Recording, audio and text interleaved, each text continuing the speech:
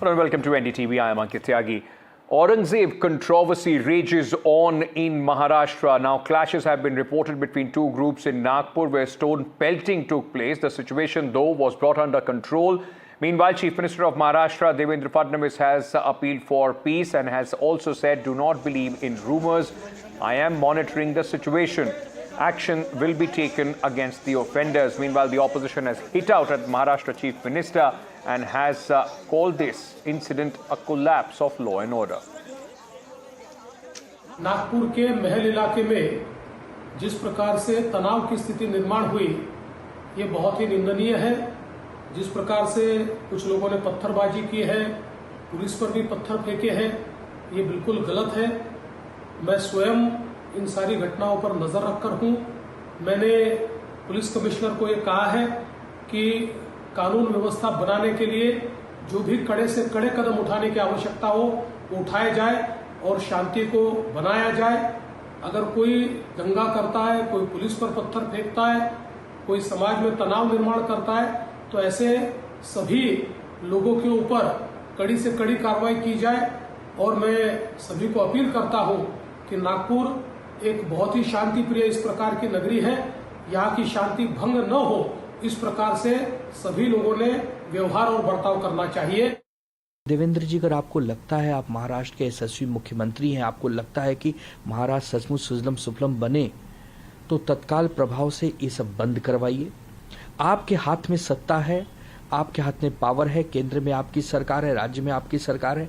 एक बार इस विषय को पूरी तरह समाप्त करिए। औरंग्या की कब्र को हटाना है तो हटा दीजिए, नहीं हटाना तो मत हटाइए। आपके हाथ में है सब। अपने ही लोगों से आंदोलन करा के फिर वहां पर अपनी ही पुलिस भेज के उनको गिरफ्तार करके अपने ही जाल में लोगों को उलझाकर ये अगर आप रखना चाहते हैं तो महाराष्ट्र आपको कभी क्षमा नहीं करेगा। महाराष्ट्र आपको बड़ी उम्मीदों से देख रहा है। Right now, the situation appears to be coming back to normalcy, and although there is a palpable tension in some areas, but the police have prevailed, and the people who were trying to engage in violence, stone pelting and arson, they have now disappeared from various squares, but the police force is there at the ground, and they are keeping a vigilant, taking no chances. There have been several private vehicles that have received that have been the target of the stone pelting, and there have been cases of stone pelting at various squares of the central Nagpur, which is called also as Old Nagpur. And this morning, as we all know, Vishwa Hindu Parishad had held a rally there in the central Nagpur, and they were demanding removal of Aurangzeb's grave from Khultabad in Marathwada. But during the agitation, an effigy was burnt, and there were some misgivings regarding what was burnt, and people were claiming that there was some chadar that was burnt, and that led to speculations, and the messages that went viral on social media added fuel to the fire. But soon the police had prevailed, and they had dispersed the crowd in the morning. Meanwhile, Rania Rao gold smuggling case, IAS officer Gaurav Gupta-led inquiry committee has summoned DGP Ramachandra Rao, who is the stepfather of the actor who has been arrested. He was questioned and his written statement was taken. Additional Chief Secretary Gaurav Gupta has to submit his report in this gold smuggling case to the government in 2 days. Two-man committee headed by Additional Chief Secretary Gaurav Gupta, and he is being assisted by a DIG rank officer from the Corps of Detectives, means COD. And he was summoned today, and the questioning and the submission of his statement both took around 3.5 hours. This is what I have come to know, and around evening it had happened. His role is being probed whether he was directly involved to provide protocol assistance to her daughter, because the protocol officer, he was questioned by the DRI, and DRI in its submission to the court has mentioned that the protocol officer had said that he did it at the instructions of DGP Ramchandra Rao. That's why Ramchandra Rao was summoned by this committee, and this committee has been set up by the government of Karnataka, and the government had given him 7 days time to report back to the chief secretary of the government, and 2 days are left. So it is expected by tomorrow or day after tomorrow, Gaurav Gupta would submit his report, and whether he was involved, he was not involved, or how did it happen, who all are responsible for the violation of the protocols. Meanwhile, Telangana police have intensified their effort to crack a whip on social media influencers for allegedly promoting online betting apps. Cases have been registered against 11 social media influencers for promoting various betting apps. 2 journalists who were arrested in a high-profile case regarding Revant Reddy have been given bail by the court. This is being seen as a big blow to the Revant Reddy government. The bail has been given to Revati and Tanvi Yadav. The duo were held for a post against the Chief Minister. The court refused police custody plea and has said and slammed the probe and the manner of the arrest. The court has also junked criminal conspiracy charge. Bail for Revati and Tanvi Yadav, the 2 women arrested by the Telangana police on Wednesday for posting and amplifying alleged derogatory remarks on Chief Minister Revant Reddy. The custody plea of the police was dismissed. Earlier on Monday, BRS Working President K.T. Ramarao went to meet the 2 women at Chanchalguda jail. Revanth Reddy గారి ప్రభుత్వ వ్యవహారం చూస్తుంటే ఇందిరమ్మ రాజ్యం అంటే తిరిగి emergency రోజులను గుర్తుకు తెచ్చే విధంగా ఆడబిడ్డలను జైల్లో పెట్టడమే ఇందిరమ్మ రాజ్యం అన్నట్టుగా వ్యవహారం చేస్తా ఉన్నారు. జర్నలిస్ట్ కాడు, జర్నలిస్ట్ గానోని క్రిమినల్ కిందనే చూస్తాము. ఆ క్రిమినల్స్ ని ఎట్లా జవాబు చెప్పాలనో గట్లనే చెప్తాం. ముసుగేసుకొని వస్తే ముసుగు ఊడవికి బట్టలు గుడ్డలు ఊడదీసి కొడతా అని చెప్తున్నా. నేను తమాషా చేయొద్దు, అన్ని చట్టపరంగానే చేస్తా. చట్టాన్ని పరిధి నేను దాటను. ప్రతిదానికి ఒక శిక్ష, ఒక విధానం ఉంది. ఏది కూడా పరిధి దాటను, ఎందుకంటే నేను ముఖ్యమంత్రిని. చట్ట పరిధిలోనే అన్ని శిక్షలు ఉంటాయి. జర్నలిస్టులకు కూడా నా సూచన, ఎవరు journalist. Revati and Tanvi Yadav were picked up from their homes on Saturday morning by policemen not in uniform and were subsequently sent on judicial remand. The custody plea of the police has been dismissed. The remand report had earlier said Section 111 of the BNS would not apply, as this did not appear to be an organized crime in which there was any monetary transaction. The remand report also issued a show cause notice to the investigating officer, asking for an explanation on the manner in which the arrest had been carried out. In Hyderabad, with camera person Nagraju, Uma Sudhir, NDTV.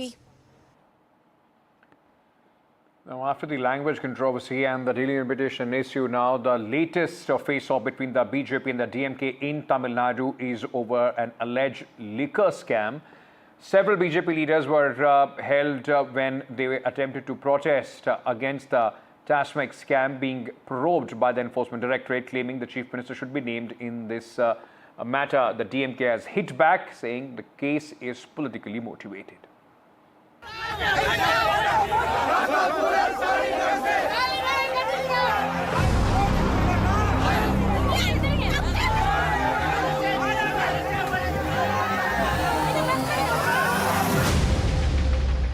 The political clash in Tamil Nadu, moving from NEP, language row, delimitation to corruption, with BJP pushing the needle against Stalin's government.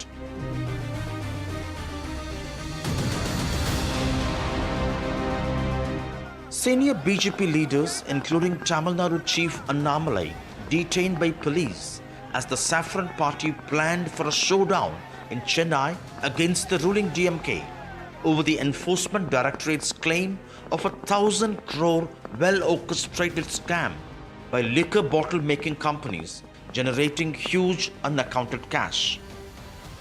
They have detained us for 12 hours. Is it fair, I'm asking? I am asking the Tamil Nadu people and the people of Bharat. Is it fair? They are not behaving as per the law, or the women should be treated like this. The BJP had planned to march to the headquarters of the government liquor vending agency TASMAC, which ED says has indulged in corruption in sale and transport of liquor, grant of bar licenses, besides postings and transfers.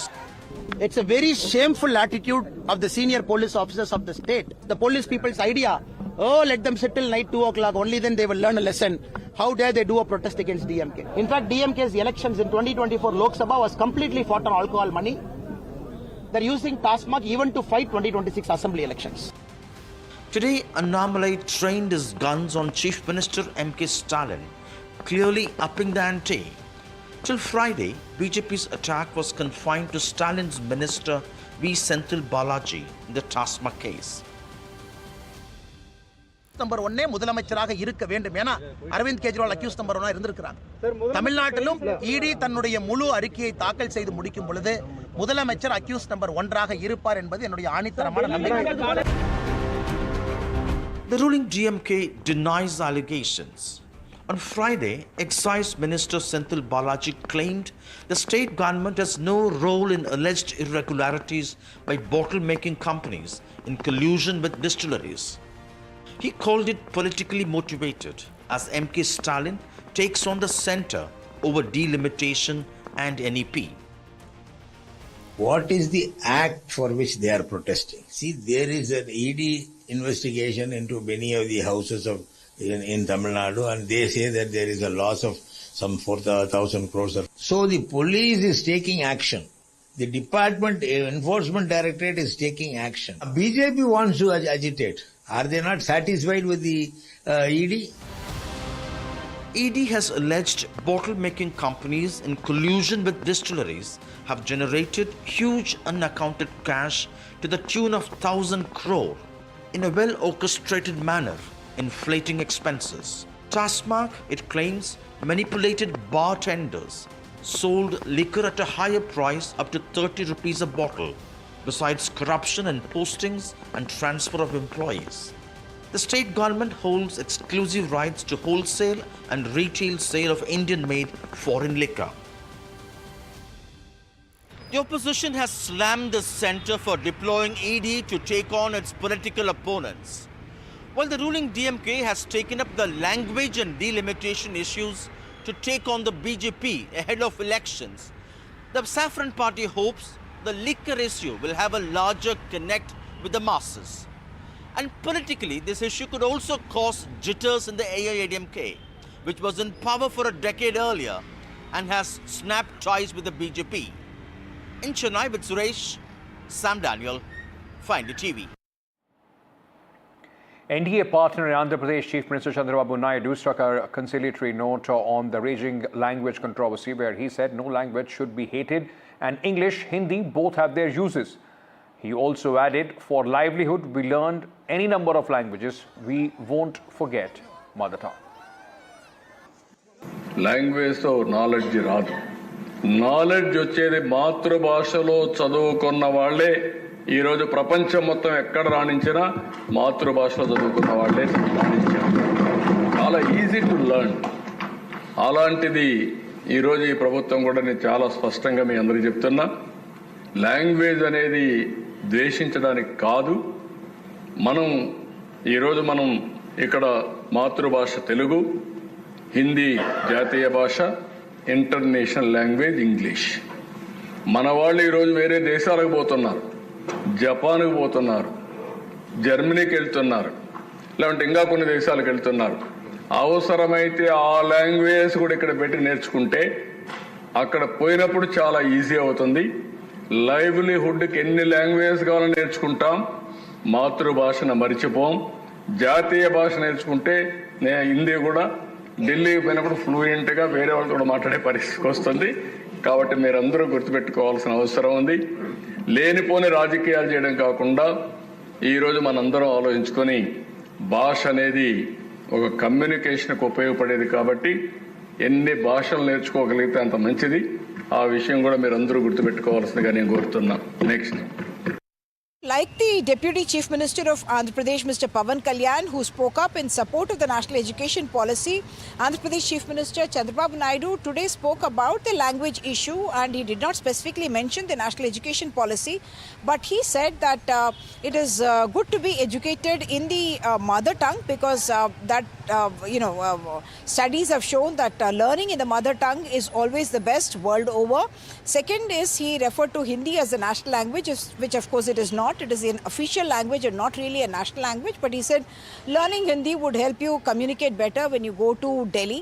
And the third part is, he said that English of course is more to be used for communication and more for livelihood as well. And he said that Andhra Pradesh is in favor of youngsters, students being taught many more languages which would bring them livelihood. And he pointed out that several youth from Andhra Pradesh are going to Japan, Germany and so on, and if those languages were to be taught in the schools or in the universities here, that would help in the livelihood options for these youth. So two things that he said that were political was that he said that there should be no politics over the language issue, and there should be no hatred that is instigated over the language issue itself.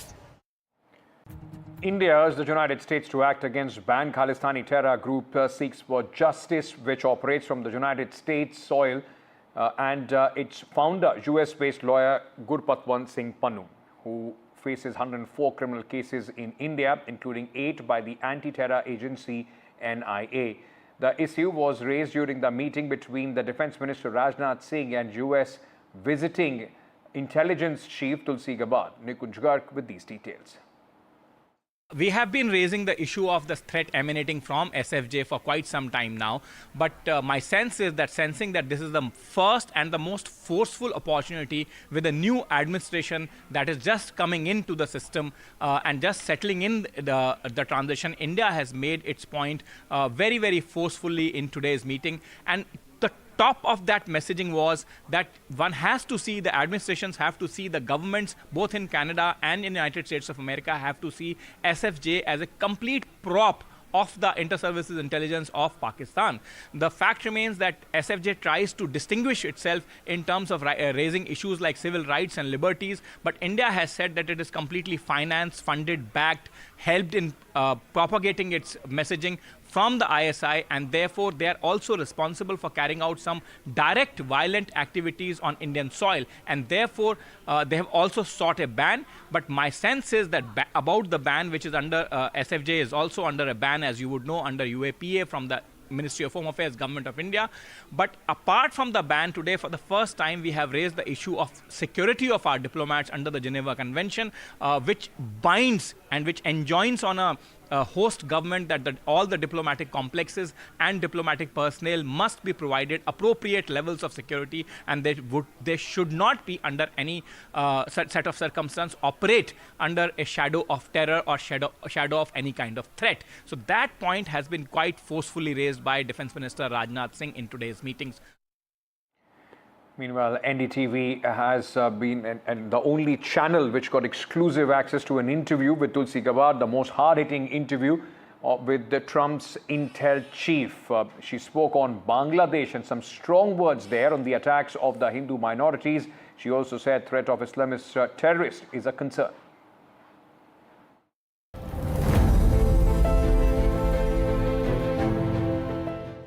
We've seen a lot of political changes over there, a lot of violence over there, and several reports of attacks on minorities.